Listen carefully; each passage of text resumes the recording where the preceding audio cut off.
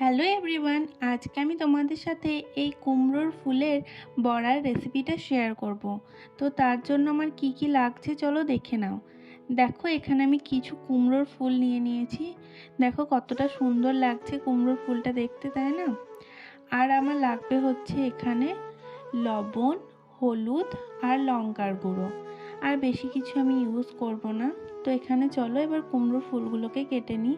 পিছনের যে অংশটা সেটা আমি কেটে বাদ দিয়ে দেব, আর সাইডে একটু একটু পাতার মতো লেগে আছে ফুলের, ওগুলোকেই ছাড়িয়ে দেব। তো এইভাবে তোমরাও সমস্ত ফুলগুলোকে কেটে খুব ভালোভাবে ধুয়ে পরিষ্কার করে নেবে। তো আমার এখানে সমস্ত ফুলগুলোকে কেটে নেওয়া হয়ে গেছে।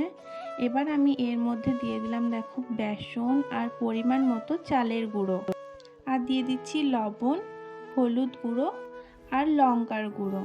এখানে কাশ্মীরি লঙ্কার গুঁড়ো আমি ইউজ করেছি। এবার এইগুলোকে একসাথে খুব ভালোভাবে মিশিয়ে নিতে হবে। তোমরা চাইলে একটু খাবার সোডাও ইউজ করতে পারো। এবার আমি বেসনের মধ্যে অল্প অল্প করে জল অ্যাড করে একটা খুব সুন্দর থিক ব্যাটার বানিয়ে নেব। ব্যাটারটা খুব পাতলা করবে না, তাহলে এই যে বড়াগুলো এগুলো খুব সুন্দর হবে না। তো দেখো আমার ব্যাটারটা এখানে বানিয়ে নেওয়া হয়ে গেছে। এবার আমি এর মধ্যে ফুলগুলোকে দিয়ে খুব ভালোভাবে বেসনটাকে লাগিয়ে নেব ফুলের মধ্যে, এইভাবে তোমরাও লাগিয়ে নেবে। এরপরে এটাকে গরম তেলের মধ্যে ছেড়ে দেবে।